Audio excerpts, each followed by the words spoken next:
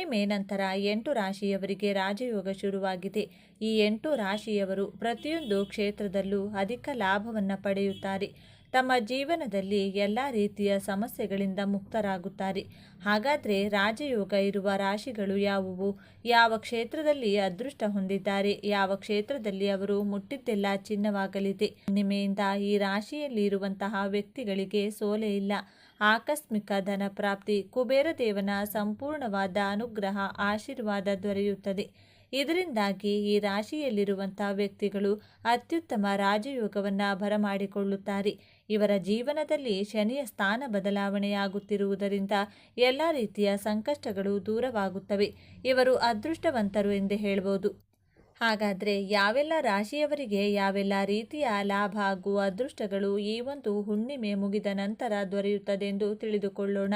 ಅದಕ್ಕೂ ಮುನ್ನ ನೀವು ಕೂಡ ದೇವರು ಹಾಗೂ ಜ್ಯೋತಿಷ್ಯ ಶಾಸ್ತ್ರವನ್ನು ನಂಬೋದಾದರೆ ಕುಬೇರ ದೇವನಿಗೆ ಒಂದು ಲೈಕ್ ಕೊಟ್ಟು ತಪ್ಪದೇ ನಮ್ಮ ಚಾನಲ್ನ ಸಬ್ಸ್ಕ್ರೈಬ್ ಮಾಡಿ. ಹಾಗೆ ಪಕ್ಕದಲ್ಲಿರುವಂಥ ಬೆಲ್ ಐಕಾನನ್ನು ಪ್ರೆಸ್ ಮಾಡಿ. ಎಲ್ಲರೂ ಭಕ್ತಿಯಿಂದ ಓಂ ಶ್ರೀ ಮಹಾಲಕ್ಷ್ಮೀ ನಮಃ ಅಂತ ಕಮೆಂಟ್ ಮಾಡಿ. ಮೇಷರಾಶಿ. ಗುರು ಮತ್ತು ಚಂದ್ರರ ಶುಭ ದೃಷ್ಟಿಯಿಂದಾಗಿ ರೂಪುಗೊಳ್ಳುವ ಗಜಕೇಸರಿ ಯೋಗವು ಮೇಷರಾಶಿಯವರಿಗೆ ವಿಶೇಷವಾಗಿ ಹೆಚ್ಚಿನ ಪ್ರಯೋಜನವನ್ನುಂಟು ಮಾಡಲಿದೆ. ಮೇಷರಾಶಿಗೆ ಸೇರಿದ ಜನರು ಈ ಅವಧಿಯಲ್ಲಿ ಆದಾಯಕ್ಕೆ ಸಂಬಂಧಿಸಿದಂತಹ ನಿಮ್ಮ ಎಲ್ಲ ಪ್ರಯತ್ನಗಳಲ್ಲಿಯೂ ಯಶಸ್ಸನ್ನು ಗಳಿಸುವಿರಿ. ಹಾಗೆ ಅದೃಷ್ಟದ ಸಂಪೂರ್ಣ ಬೆಂಬಲವನ್ನು ನಿಮ್ಮ ಪ್ರತಿಯೊಂದು ಹೆಜ್ಜೆಯಲ್ಲಿಯೂ ಪಡೆಯುವಿರಿ. ಹಾಗೆ ಮೇಷರಾಶಿಗೆ ಸೇರಿದ ಜನರು ಮನೆ ಅಥವಾ ವಾಹನವನ್ನು ಖರೀದಿಸಬೇಕೆಂದು ಯೋಚಿಸುತ್ತಿದ್ದರೆ ಈ ಅವಧಿಯಲ್ಲಿ ನಿಮ್ಮ ಆಸೆಗಳೆಲ್ಲವೂ ಈಡೇರಲಿದೆ. ಹಾಗೆ ಕೆಲಸವನ್ನು ಮಾಡುವ ಮೇಷರಾಶಿಗೆ ಸೇರಿದ ಜನರಿಗೆ ಹಿರಿಯ ಅಧಿಕಾರಿಗಳು ಮತ್ತು ಸಹೋದ್ಯೋಗಿಗಳೊಂದಿಗೆ ಬಲವಾದ ಸಂಬಂಧ ನಿರ್ಮಾಣಗೊಳ್ಳಲಿದೆ ಮತ್ತು ನಿಮ್ಮ ಎಲ್ಲ ಕೆಲಸಗಳನ್ನು ಯಶಸ್ವಿಯಾಗಿ ಪೂರ್ಣಗೊಳಿಸುವಿರಿ. ಜೊತೆಗೆ ಈ ಅವಧಿಯಲ್ಲಿ ನಿಮ್ಮ ಆರೋಗ್ಯವು ಸಾಕಷ್ಟು ಸುಧಾರಿಸಲಿದೆ. ಹಾಗೆ ಕುಟುಂಬ ಜೀವನದಲ್ಲಿ ಸಂತೋಷ ನೆಲೆಸುವುದು. ಜೊತೆಗೆ ಮನೆಯಲ್ಲಿ ಯಾವುದಾದರೂ ಶುಭ ಕಾರ್ಯ ನೆರವೇರುವ ಸಂಭವ ಇರಲಿದೆ. ಕಟಕ ರಾಶಿ. ಕಟಕ ರಾಶಿಗೆ ಸೇರಿದ ಜನರ ಜಾತಕದ ಉನ್ನತ ಸ್ಥಾನದಲ್ಲಿ ಗುರುಗ್ರಹವು ನಿಮ್ಮ 7ನೇ ಮನೆಯಲ್ಲಿ ಚಂದ್ರನು ತನ್ನ ದೃಷ್ಟಿಯನ್ನು ಹರಿಸುವುದರಿಂದ ನಿಮ್ಮ ಜೀವನದಲ್ಲಿ ಅನೇಕ ಶುಭ ಘಟನೆಗಳು ಸಂಭವಿಸಬಹುದು. ಅಕ್ಟೋಬರ್ ಕೊನೆಯ ದಿನಗಳಲ್ಲಿ ಕಟಕ ರಾಶಿಗೆ ಸೇರಿದ ಜನರು ತಮ್ಮ ಜೀವನದಲ್ಲಿ ಸಾಕಷ್ಟು ಸಕಾರಾತ್ಮಕ ಬದಲಾವಣೆಗಳನ್ನು ಹೊಂದುವರು ಮತ್ತು ನಿಮ್ಮ ಮನಸ್ಸಿನ ಎಲ್ಲ ಆಸೆಗಳು ಈಡೇರಲಿದೆ. ಶತ್ರುಗಳು, ರೋಗ ಮತ್ತು ಸಾಲಕ್ಕೆ ಸಂಬಂಧಿಸಿದಂತೆ ನೀವು ಜಯಶಾಲಿಗಳಾಗುವಿರಿ ಮತ್ತು ಶುಭಯೋಗದ ಪ್ರಭಾವದಿಂದಾಗಿ ನಿಮ್ಮ ಆದಾಯದಲ್ಲಿ ಬಹಳಷ್ಟು ವೃದ್ಧಿಯಾಗುವುದು. ಆರ್ಥಿಕ, ವೈಯಕ್ತಿಕ ಮತ್ತು ಆರೋಗ್ಯಕ್ಕೆ ಸಂಬಂಧಿಸಿದ ಸಮಸ್ಯೆಗಳಿಗೆ ಈ ಅವಧಿಯಲ್ಲಿ ನೀವು ಪರಿಹಾರವನ್ನು ಹೊಂದುವಿರಿ. ಜೊತೆಗೆ ಈ ಅವಧಿಯಲ್ಲಿ ನಿಮಗೆ ಉನ್ನತ ಅಧಿಕಾರಿಗಳಿಂದ ಹೆಚ್ಚಿನ ಲಾಭವಾಗುವಂತಹ ಸಂಪರ್ಕಗಳು ನಿರ್ಮಾಣಗೊಳ್ಳಲಿವೆ. ಕನ್ಯಾ ರಾಶಿ. ಗಜಕೇಸರಿ ಯೋಗದ ನಿರ್ಮಾಣದಿಂದಾಗಿ ಕನ್ಯಾ ರಾಶಿಗೆ ಸೇರಿದ ಜನರು ತಮ್ಮ ಜೀವನದಲ್ಲಿ ಪ್ರತಿಯೊಂದು ಸುಖ ಸಮೃದ್ಧಿಯನ್ನು ಗಳಿಸುವರು ಮತ್ತು ನೀವು ಹಳೆಯ ಸ್ನೇಹಿತರನ್ನು ಭೇಟಿಯಾಗುವ ಉತ್ತಮ ಅವಕಾಶ ಲಭಿಸಲಿದೆ.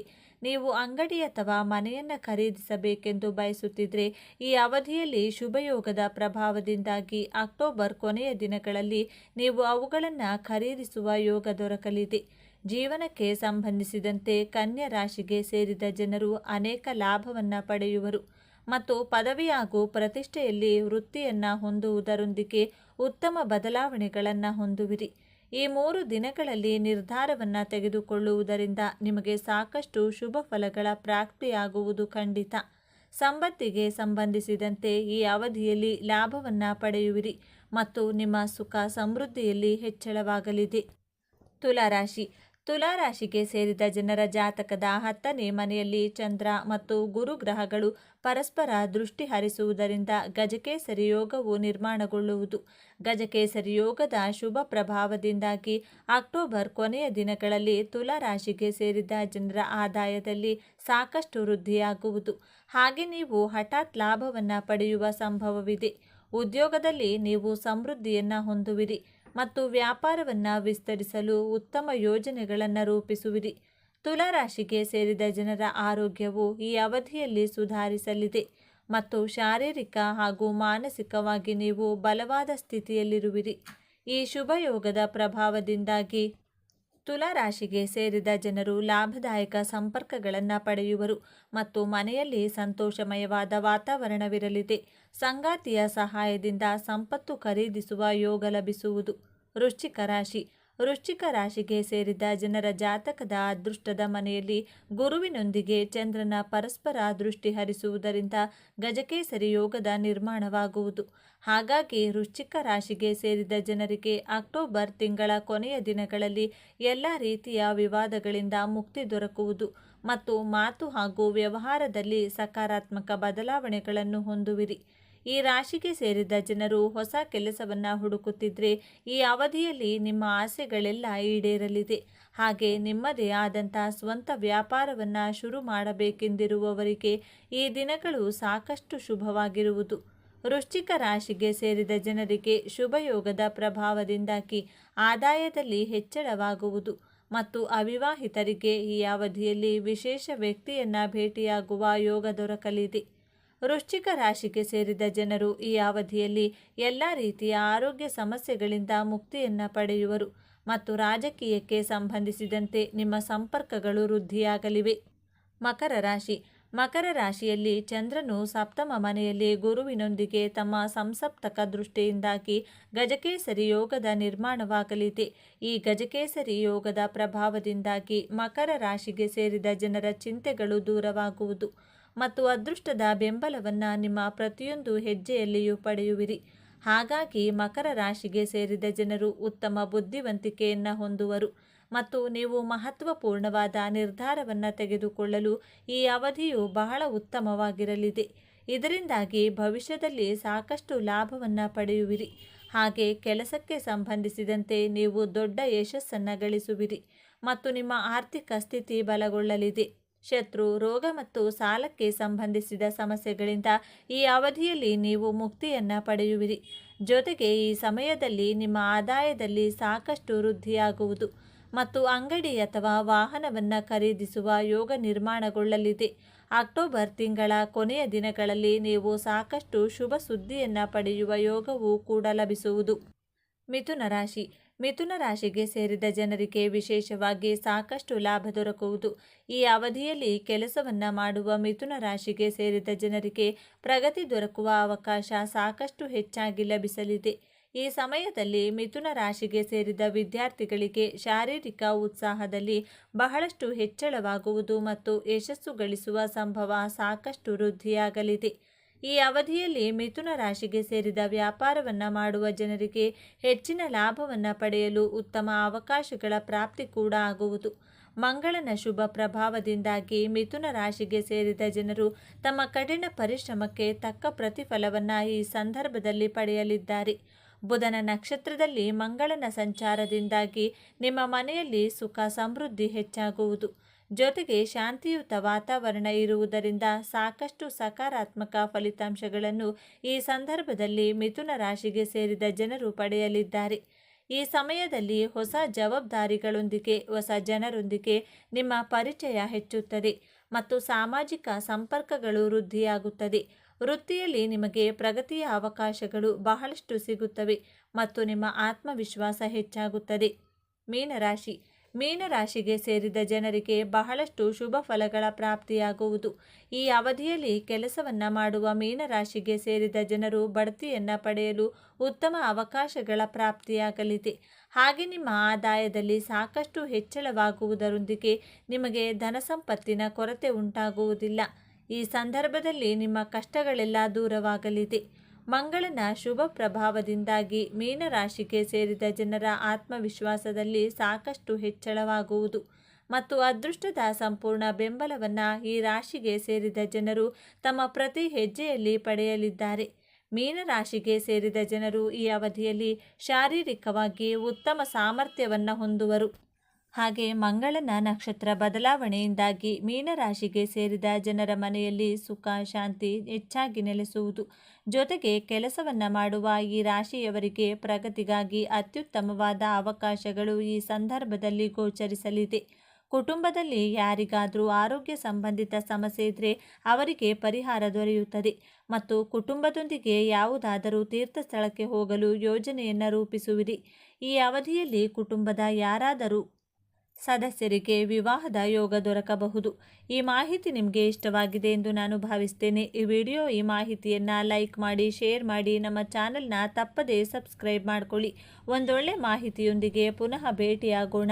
ಅಲ್ಲಿಯವರೆಗೂ ನೋಡ್ತಾ ಇರಿ ನಮ್ಮ ಚಾನಲ್. ಎಲ್ಲರಿಗೂ ಭಕ್ತಿಯಿಂದ ಓಂ ಶ್ರೀ ಶನೇಶ್ವರ ನಮಃ ಅಂತ ಕಮೆಂಟ್ ಮಾಡಿ. ಈ ಶಕ್ತಿಶಾಲಿ ಹುಣ್ಣಿಮೆ ದಿನದಂದು ಒಮ್ಮೆಯಾದರೂ ತೆಂಗಿನಕಾಯಿಯೊಂದಿಗೆ ಹೀಗೆ ಮಾಡಬೇಕು. ಹೀಗೆ ಮಾಡೋದ್ರಿಂದ ಅಪಾರ ಧನ ಲಾಭವಾಗುತ್ತದೆ. ತೆಂಗಿನಕಾಯಿಯೊಂದಿಗೆ ಹೀಗೆ ಮಾಡಿದರೆ ನಿಮ್ಮ ಹಣೆಬರಹ ಬದಲಾಗುತ್ತದೆ, ಅಪಾರ ಧನ ಲಾಭವಾಗುತ್ತದೆ. ತೆಂಗಿನಕಾಯಿಯೊಂದಿಗೆ ದೀಪವನ್ನು ಬೆಳಗಿಸಿದರೆ ಕೋಟಿ ಪೂಜೆಗಳ ಪುಣ್ಯ ಫಲವನ್ನು ಪಡೆಯಬಹುದು ಎಂದು ಶಾಸ್ತ್ರಗಳು ಹೇಳುತ್ತವೆ. ಸಕಲ ಸಂಪತ್ತುಗಳನ್ನು ತರುವ ದೀಪವೇ ತೆಂಗಿನಕಾಯಿಯಿಂದ ಬೆಳಗಿಸುವ ದೀಪ. ಈ ದೀಪವನ್ನು ಬೆಳಗಿಸುವುದರಿಂದ ನೀವು ಅನೇಕ ಶುಭ ಫಲಿತಾಂಶಗಳನ್ನು ಪಡೆಯಬಹುದು. ಜೀವನದಲ್ಲಿ ಒಮ್ಮೆಯಾದರೂ ತೆಂಗಿನಕಾಯಿಯಿಂದ ದೀಪವನ್ನು ಬೆಳಗಿಸಬೇಕು ಎಂದು ಪುರಾಣಗಳು ಹೇಳುತ್ತವೆ. ಮನೆಗೆ ಯಾವುದೇ ಕಷ್ಟಗಳಿದ್ದರೂ ನಿಮ್ಮ ಎಲ್ಲ ಕಷ್ಟಗಳನ್ನು ನಿವಾರಿಸಲು, ಕುಟುಂಬ ಸಮಸ್ಯೆಗಳು, ಅನಾರೋಗ್ಯ ಸಮಸ್ಯೆಗಳು, ಹಣದ ಸಮಸ್ಯೆಗಳು, ಸಾಲದ ತೊಂದರೆಗಳು, ಹೀಗೆ ಯಾವುದೇ ಸಮಸ್ಯೆಯಾದರೂ ಒಮ್ಮೆ ಆದರೂ ಈ ದೀಪವನ್ನು ಬೆಳಗಿಸಿ ನೋಡಿ. ಖಂಡಿತವಾಗಿಯೂ ನಿಮ್ಮ ಸಮಸ್ಯೆಗಳು ದೂರವಾಗುತ್ತವೆ. ಈ ದೀಪವನ್ನು ಬೆಳಗಿಸಿದರೆ ಆ ಪರಮೇಶ್ವರನ ಅನುಗ್ರಹದಿಂದ ಖಂಡಿತವಾಗಿಯೂ ನಿಮ್ಮ ಎಲ್ಲ ಕಷ್ಟಗಳು ದೂರವಾಗುತ್ತವೆ. ನೀವು ಬಯಸಿದ ಆಸೆಗಳು ಈಡೇರುತ್ತವೆ. ತೆಂಗಿನಕಾಯಿ ದೀಪವನ್ನು ಬೆಳಗಿಸಬೇಕು ಅಂದರೆ ಯಾವ ನಿಯಮಗಳನ್ನು ಪಾಲಿಸಬೇಕು ಎಂಬುದರ ಬಗ್ಗೆ ಈಗ ನಾವು ಈ ವಿಡಿಯೋ ಮೂಲಕ ವಿವರವಾಗಿ ತಿಳಿದುಕೊಳ್ಳೋಣ. ಸ್ನೇಹಿತರೆ, ಮೊದಲು ಈ ವಿಡಿಯೋಗೆ ಒಂದು ಲೈಕ್ ಕೊಡಿ. ಅದೇ ರೀತಿ ನಮ್ಮ ಚಾನಲ್ನ ಸಬ್ಸ್ಕ್ರೈಬ್ ಮಾಡಿಕೊಂಡು ನಮಗೆ ಬೆಂಬಲ ನೀಡಿ. ಏಕೆಂದರೆ ನಿಮ್ಮ ಬೆಂಬಲ ನನಗೆ ಬಹಳ ಮುಖ್ಯ. ಎಲ್ಲರೂ ಭಕ್ತಿಯಿಂದ ಓಂ ನಮಃ ಶಿವಾಯ ಅಂತ ಕಮೆಂಟ್ ಮಾಡಿ. ದೇವತೆಗಳಿಗೂ ದೇವರಾದ ಪರಮೇಶ್ವರನಿಗೆ 3 ಕಣ್ಣುಗಳಿವೆ. ಅದೇ ರೀತಿ ತೆಂಗಿನಕಾಯಿಗೂ 3 ಕಣ್ಣುಗಳಿವೆ. ಆದ್ದರಿಂದ ಪರಮೇಶ್ವರನಿಗೂ ಮತ್ತು ತೆಂಗಿನಕಾಯಿಗೂ ಬಹಳ ನಂಟಿದೆ. ತೆಂಗಿನಕಾಯಿಯಲ್ಲಿ ತ್ರಿಮೂರ್ತಿಗಳು ನೆಲೆಸಿರುತ್ತಾರೆ. ಸಂಪತ್ತಿನ ದೇವತೆಯಾದ ಶ್ರೀ ಮಹಾಲಕ್ಷ್ಮಿ ದೇವಿಗೂ ಕೂಡ ತೆಂಗಿನಕಾಯಿ ಅಂದರೆ ಬಹಳ ಇಷ್ಟ. ಮುಕ್ಕೋಟಿ ದೇವತೆಗಳಿಗೂ ತೆಂಗಿನಕಾಯಿ ಬಹಳ ಪ್ರಿಯವಾದದ್ದು. ಆದ್ದರಿಂದ ನಾವು ಪೂಜೆ ಮಾಡುವಾಗ, ದೇವಸ್ಥಾನಕ್ಕೆ ಹೋಗುವಾಗ ಖಂಡಿತವಾಗಿಯೂ ದೇವರಿಗೆ ತೆಂಗಿನಕಾಯಿ ಒಡೆಯುತ್ತೇವೆ. ಇಂತಹ ಪವಿತ್ರವಾದ ತೆಂಗಿನಕಾಯಿ ದೀಪವನ್ನು ಹಚ್ಚಿದರೆ ಪೂರ್ವಜನ್ಮದ ಪಾಪಗಳೆಲ್ಲವೂ ದೂರವಾಗುತ್ತವೆ. ಅಲ್ಲಿ ರಾಜಯೋಗ ಅನ್ವಯಿಸುತ್ತದೆ. ಯಾವುದಾದರೂ ಒಂದು ದಿನ ತೆಂಗಿನಕಾಯಿ ದೀಪವನ್ನು ಹಚ್ಚಿದರೆ ಕೋಟಿ ಜನ್ಮಗಳ ಪುಣ್ಯ ಫಲ ಲಭಿಸುತ್ತದೆ. ಎಲ್ಲ ದೀಪಗಳಿಗಿಂತ ಈ ತೆಂಗಿನಕಾಯಿ ದೀಪ ಬಹಳ ಶ್ರೇಷ್ಠವಾದದ್ದು. ವಿಶೇಷವಾಗಿ ಸೋಮವಾರದಂದು ಒಮ್ಮೆಯಾದರೂ ಈ ತೆಂಗಿನಕಾಯಿ ದೀಪವನ್ನು ಬೆಳಗಿಸಿದರೆ ನಿಮ್ಮ ಮನಸ್ಸಿನಲ್ಲಿರುವ ಯಾವುದೇ ಆಸೆಯಾದರೂ ಈಡೇರುತ್ತದೆ. ಅಲ್ಲದೆ ನಮ್ಮ ಮನೆಗೆ ಶಿವನ ಅನುಗ್ರಹ ಸಿಗುತ್ತದೆ. ಅಂತಹ ಶಕ್ತಿ ತೆಂಗಿನಕಾಯಿ ದೀಪಕ್ಕಿದೆ. ಈ ತೆಂಗಿನಕಾಯಿ ದೀಪವನ್ನು ಬೆಳಗಿಸಿ ಸಾಧ್ಯವಾದರೆ 4 ಸೋಮವಾರಗಳ ಕಾಲ ತೆಂಗಿನಕಾಯಿ ದೀಪವನ್ನು ಹಚ್ಚಿ. ನಿಮ್ಮ ಮನೆಯಲ್ಲಿ ಸುಖ ಐಶ್ವರ್ಯಗಳು ತುಂಬಿರುತ್ತವೆ. ಈ ತೆಂಗಿನಕಾಯಿ ದೀಪವನ್ನು ಹಚ್ಚುವ ದಿನದಂದು ಮಹಿಳೆಯರು ಶುಚಿಯಾಗಿ ತಲೆ ಸ್ನಾನ ಮಾಡಿ ಇಡೀ ಮನೆಯನ್ನು ಸ್ವಚ್ಛಗೊಳಿಸಿ, ಮನೆ ಮುಂದೆ ರಂಗೋಲಿ ಹಾಕಿ, ಇಡೀ ಮನೆಗೆ ಅರಿಶಿನ ನೀರನ್ನು ಸಿಂಪಡಿಸಿ ನಂತರ ಪೂಜೆ ಮಾಡುವ ಮಹಿಳೆಯರು ಪೂರ್ಣ ಮುತ್ತೈದೆಯಂತೆ ಸಿದ್ಧರಾಗಬೇಕು. ಮೊದಲು ನಿಮ್ಮ ಪೂಜಾ ಕೋಣೆಯನ್ನು ಸ್ವಚ್ಛಗೊಳಿಸಿ. ಪೂಜಾ ಕೋಣೆಯಲ್ಲಿರುವ ಶಿವ ಪಾರ್ವತಿಯರ ಫೋಟೋವನ್ನು ಒದ್ದೆ ಬಟ್ಟೆಯಿಂದ ಸ್ವಚ್ಛವಾಗಿ ಒರೆಸಬೇಕು. ನಂತರ ಶಿವ ಪಾರ್ವತಿಯರ ಫೋಟೋ ಗಂಧದ ತಿಲಕವನ್ನು ಇಡಿ. ಆದರೆ ಪ್ರತಿಯೊಬ್ಬರೂ ತಿಳಿದುಕೊಳ್ಳಬೇಕಾದ ಒಂದು ವಿಷಯವೆಂದರೆ ನಮ್ಮ ಪೂಜಾ ಕೋಣೆಯಲ್ಲಿರುವ ದೇವರ ಚಿತ್ರಪಟಕ್ಕೆ ಕುಂಕುಮ ಬೊಟ್ಟುಗಳನ್ನು ಹಚ್ಚಬಾರದು. ಕೇವಲ ಗಂಧದ ಬೊಟ್ಟು ಮಾತ್ರ ಇಡಬೇಕು. ಏಕೆಂದರೆ ಆ ಪರಮೇಶ್ವರನು ಯಾವಾಗಲೂ ತಪಸ್ಸಿನಲ್ಲಿರುತ್ತಾನೆ. ಆದ್ದರಿಂದ ತಂಪನ್ನು ನೀಡುವ ಗಂಧವನ್ನು ಅರ್ಪಿಸಿದರೆ ಆ ಪರಮೇಶ್ವರನು ಸಂತೋಷಪಡುತ್ತಾನೆ. ಆದ್ದರಿಂದ ಪೂಜಾ ಕೋಣೆಯಲ್ಲಿರುವ ಶಿವ ಪಾರ್ವತಿಯರ ಫೋಟೋಕ್ಕೆ ಯಾವಾಗಲೂ ಗಂಧದ ಬೊಟ್ಟು ಮಾತ್ರ ಇಡಿ. ಪರಮೇಶ್ವರನಿಗೆ ಇಷ್ಟವಾದ ಹೂಗಳಿಂದ ಶಿವಪಾರ್ವತಿಯರನ್ನು ಸಂಪೂರ್ಣವಾಗಿ ಅಲಂಕರಿಸಿ. ಬಿಲ್ವಪತ್ರೆಯು ಶಿವನಿಗೆ ಬಹಳ ಪ್ರಿಯವಾದದ್ದು. ಆದ್ದರಿಂದ ತೆಂಗಿನಕಾಯಿ ದೀಪವನ್ನು ಬೆಳಗಿಸುವಾಗ ಶಿವನಿಗೆ ಇಷ್ಟವಾದ ಬಿಲ್ವಪತ್ರೆಗಳನ್ನು ಹಾಗೆ ಬಿಳಿ ಹೂಗಳನ್ನು ಅರ್ಪಿಸುವುದರಿಂದ ನೀವು ಮಾಡುವ ಪೂಜೆಗೆ ತ್ರಿಗುಣ ಪುಣ್ಯಫಲ ಲಭಿಸುತ್ತದೆ. ಬಿಲ್ವಪತ್ರೆ ಲಭ್ಯವಿಲ್ಲದವರು ಬಿಳಿ ಎಕ್ಕದ ಹೂಗಳನ್ನು ನೇರವಾಗಿ ಬಳಸಬಹುದು. ಸಣ್ಣ ಮಲ್ಲಿಗೆ ಹೂಗಳು, ಪಾರಿಜಾತ ಹೂಗಳು ಅಥವಾ ಶಂಖಪುಷ್ಪಗಳನ್ನು ಶಿವನಿಗೆ ಅರ್ಪಿಸಿ. ನಿಮಗೆ ಲಭ್ಯವಿರುವ ಹೂಗಳಿಂದ ಶಿವನನ್ನು ಪೂಜಿಸಿ. ವ್ಯಾಪಾರ ಮಾಡುವವರು ಗಣಗಲೆ ಹೂಗಳಿಂದ ಶಿವನನ್ನು ಪೂಜಿಸಿದರೆ ನಿಮ್ಮ ವ್ಯಾಪಾರವು ಉತ್ತಮವಾಗಿ ಅಭಿವೃದ್ಧಿ ಹೊಂದುತ್ತದೆ. ಶಂಖಪುಷ್ಪದಿಂದ ಶಿವನನ್ನು ಪೂಜಿಸಿದರೆ ಹಣದ ಸಮಸ್ಯೆಗಳೆಲ್ಲವೂ ನಿವಾರಣೆಯಾಗುತ್ತವೆ. ನಿಮ್ಮ ಮನೆಗೆ ಅಪಾರ ಸಂಪತ್ತು ಬರುತ್ತದೆ. ಎಕ್ಕದ ಹೂಗಳಿಂದ ಶಿವನನ್ನು ಪೂಜಿಸಿದರೆ 7 ತಲೆಮಾರುಗಳವರೆಗೂ ಐಶ್ವರ್ಯ ಪ್ರಾಪ್ತಿಯಾಗುತ್ತದೆ. ಬೆಲ್ಲದ ಹಣ್ಣನ್ನು ಶಿವನಿಗೆ ಅರ್ಪಿಸಿದರೆ ಪುತ್ರ ಸಂತಾನ ಪ್ರಾಪ್ತಿಯಾಗುತ್ತದೆ. ಈ ರೀತಿಯಾಗಿ ವಿವಿಧ ರೀತಿಯ ಹೂಗಳಿಂದ ಶಿವ ಪಾರ್ವತಿಯರ ಚಿತ್ರಗಳನ್ನು ಸುಂದರವಾಗಿ ಅಲಂಕರಿಸಿ ಶಿವನ ಚಿತ್ರದ ಎದುರು ಅಷ್ಟದಳ ಪದ್ಮ ರಂಗೋಲಿ ಹಾಕಿ ಅದರ ಮೇಲೆ ಅರಿಶಿನ ಕುಂಕುಮ ಹಾಕಿ ರಂಗೋಲಿಯ ಮೇಲೆ ಒಂದು ತಟ್ಟೆ ಅಥವಾ ಒಂದು ವಿಸ್ತಾರಕ್ಕೂ ಇಡಿ. ಸ್ಟೀಲ್ ತಟ್ಟೆಗಳನ್ನು ಮಾತ್ರ ಬಳಸಬಾರದು. ಈ ತಟ್ಟೆಗಳ ಮೇಲೆ ಗಂಧದಿಂದ ಓಂ ಎಂದು ಬರೆಯಿರಿ. ನಂತರ ಈ ತಟ್ಟೆಯ ಮೇಲೆ 3 ಹಿಡಿ ಅಕ್ಕಿ ಹಾಕಿ ಆ ಅಕ್ಕಿಯ ಮೇಲೆ ಸ್ವಲ್ಪ ಅರಿಶಿನ ಕುಂಕುಮ ಹಾಕಿ ಈ ಅಕ್ಕಿಯ ಮೇಲೆ ತೆಂಗಿನ ಚಿಪ್ಪನ್ನು ಇಟ್ಟು ದೀಪವನ್ನು ಬೆಳಗಿಸಬೇಕು. ಆದ್ದರಿಂದ ಮೊದಲು ಒಂದು ಉತ್ತಮ ತೆಂಗಿನಕಾಯಿಯನ್ನು ತೆಗೆದುಕೊಂಡು ಅದನ್ನು ಕೈಯಲ್ಲಿ ಹಿಡಿದು ಮನಸ್ಸನ್ನು ಕೇಂದ್ರೀಕರಿಸಿ ಶಿವನಿಗೆ ನಮಸ್ಕರಿಸಿ ನಿಮ್ಮ ಗೋತ್ರ ನಾಮಗಳನ್ನು ಸಂಕಲ್ಪ ಮಾಡಿಕೊಂಡು ತೆಂಗಿನಕಾಯಿಯನ್ನು ಒಡೆದು ಅದರಲ್ಲಿರುವ ನೀರನ್ನು ಒಂದು ಗ್ಲಾಸ್ನಲ್ಲಿ ಸುರಿಯಿರಿ. ಪಕ್ಕಕ್ಕೆ ಇಡಿ. ತೆಂಗಿನಕಾಯಿ 2 ಸಮಾನ ಭಾಗಗಳಾಗಿ ಒಡೆಯಬೇಕು. ಅಂದರೆ ಸಮಾನವಾಗಿ ಒಡೆಯಬೇಕು. 3 ಕಣ್ಣುಗಳಿರುವ ತೆಂಗಿನ ಚಿಪ್ಪನ್ನು ತೆಗೆದುಕೊಂಡು ನಾರನ್ನು ಸಂಪೂರ್ಣವಾಗಿ ತೆಗೆದುಹಾಕಿ ತಟ್ಟೆಯಲ್ಲಿರುವ ಅಕ್ಕಿಯ ಮೇಲೆ ಇಟ್ಟು ಕೊನೆಯಲ್ಲಿ ನಮಸ್ಕರಿಸಿ. ಈ ತೆಂಗಿನ ಚಿಪ್ಪಿಗೆ ಕುಂಕುಮದ ಬೊಟ್ಟಿಟ್ಟು ಎಳ್ಳೆಣ್ಣೆ ಅಥವಾ ತೆಂಗಿನ ಎಣ್ಣೆ ಅಥವಾ ಹಸುವಿನ ತುಪ್ಪವನ್ನು ಸುರಿಯಬೇಕು. ಎಳ್ಳೆಣ್ಣೆಯಿಂದ ದೀಪವನ್ನು ಬೆಳಗಿಸಿದರೆ ಕುಜದೋಷಗಳು, ರಾಹುಕೇತು ದೋಷಗಳು, ಅಷ್ಟಮ ಶನಿ ದೋಷಗಳು ಹೀಗೆ ನಿಮ್ಮ ಜಾತಕದಲ್ಲಿರುವ ಎಲ್ಲ ದೋಷಗಳು ನಿವಾರಣೆಯಾಗುತ್ತವೆ. ತೆಂಗಿನ ಎಣ್ಣೆಯಿಂದ ದೀಪ ಹಚ್ಚಿದರೆ ನಿಮ್ಮ ಹಣದ ಸಮಸ್ಯೆಗಳು, ಸಾಲದ ಸಮಸ್ಯೆಗಳೆಲ್ಲವೂ ದೂರವಾಗುತ್ತವೆ. ಇನ್ನು ಎಲ್ಲಕ್ಕಿಂತ ಇದು ತುಂಬ ಶ್ರೇಷ್ಠವಾದದ್ದು. ಹಸುವಿನ ತುಪ್ಪದಿಂದ ದೀಪ ಹಚ್ಚಿದರೆ ಮುಕ್ಕೋಟಿ ದೇವತೆಗಳು ಸಂತೃಪ್ತರಾಗುತ್ತಾರೆ. ಈ ರೀತಿ ನಿಮಗೆ ಲಭ್ಯವಿರುವ ಎಣ್ಣೆಯನ್ನು ತೆಂಗಿನ ಚಿಪ್ಪಿನಲ್ಲಿ ಹಾಕಿ 3 ಜ್ಯೋತಿಗಳನ್ನು ಹಚ್ಚಬೇಕು. 2 ಬತ್ತಿಗಳನ್ನು ಸೇರಿಸಿ 1 ಜ್ಯೋತಿ ಹಚ್ಚಿ ಹೀಗೆ ಒಟ್ಟು 6 ಬತ್ತಿಗಳಿಂದ 3 ಜ್ಯೋತಿಗಳನ್ನು ಹಚ್ಚಬೇಕು. ಈ ದೀಪವನ್ನು ಬೆಳಗಿದ ತಕ್ಷಣ 3 ಕೋಟಿ ದೇವರುಗಳು ಪ್ರತ್ಯಕ್ಷರಾಗುತ್ತಾರೆ. ಆದ್ದರಿಂದ ಈ ತೆಂಗಿನ ದೀಪಕ್ಕೆ ನಮಸ್ಕರಿಸಿ ನಿಮ್ಮ ಎಲ್ಲ ಕಷ್ಟಗಳು ಬೇಗನೆ ದೂರವಾಗಬೇಕೆಂದು ಆ ಪರಮೇಶ್ವರನಿಗೆ ಹೇಳಿಕೊಂಡು ನಮಸ್ಕರಿಸಿ. ಅದೇ ರೀತಿ ದೀಪದ ಬಳಿ ಹೂಗಳು ಮತ್ತು ಅಕ್ಷತೆಗಳನ್ನು ಹಾಕಿ ತೆಂಗಿನಕಾಯಿ ಒಡೆದಾಗ ತೆಂಗಿನ ನೀರು ಬರುತ್ತದೆ ಅಲ್ಲವೇ? ಆ ತೆಂಗಿನ ನೀರನ್ನು ಪೂಜೆಯ ಹಿನ್ನೆಲೆಯಾಗಿ ಇಟ್ಟುಕೊಳ್ಳಬಹುದು. ಅದೇ ರೀತಿ ನೀವು ತೆಂಗಿನಕಾಯಿ ಒಡೆದಾಗ 2ನೇ ಸುತ್ತಿರುತ್ತದೆ ಅಲ್ಲವೇ? ಆ ಚಕ್ಕೆ ಇರುವ ತೆಂಗಿನಕಾಯಿಯನ್ನು ಸಣ್ಣ ಸಣ್ಣ ತುಂಡುಗಳಾಗಿ ಕತ್ತರಿಸಿ ಅದಕ್ಕೆ ಸ್ವಲ್ಪ ಸಕ್ಕರೆ ಬೆರೆಸಿ ಶಿವಯ್ಯನಿಗೆ ನೈವೇದ್ಯವಾಗಿ ಅರ್ಪಿಸಬಹುದು. ಇನ್ನು ಕೊನೆಯದಾಗಿ ಈ ತೆಂಗಿನಕಾಯಿ ದೀಪಕ್ಕೆ ಆರತಿ ಬೆಳಗಿ ಶಿವಯ್ಯನಿಗೆ ನಮಸ್ಕಾರ ಮಾಡಿ 3 ಪ್ರದಕ್ಷಿಣೆಗಳನ್ನು ಮಾಡಿ ನಿಮ್ಮ ಪೂಜೆಯನ್ನು ಮುಗಿಸಬಹುದು. ಈ ದೀಪವನ್ನು ಬೆಳಗಿದ್ರೆ ನಿಮ್ಮ ಕುಟುಂಬಕ್ಕೆ ಶಿವಯ್ಯನ ಸಂಪೂರ್ಣ ಅನುಗ್ರಹ ಲಭಿಸುತ್ತದೆ. ನಿಮ್ಮ ಕುಟುಂಬಕ್ಕೆ ಯಾವುದೇ ಕಷ್ಟಗಳು ಬರದಂತೆ ಆ ಪರಮೇಶ್ವರನು ರಕ್ಷಿಸುತ್ತಾನೆ.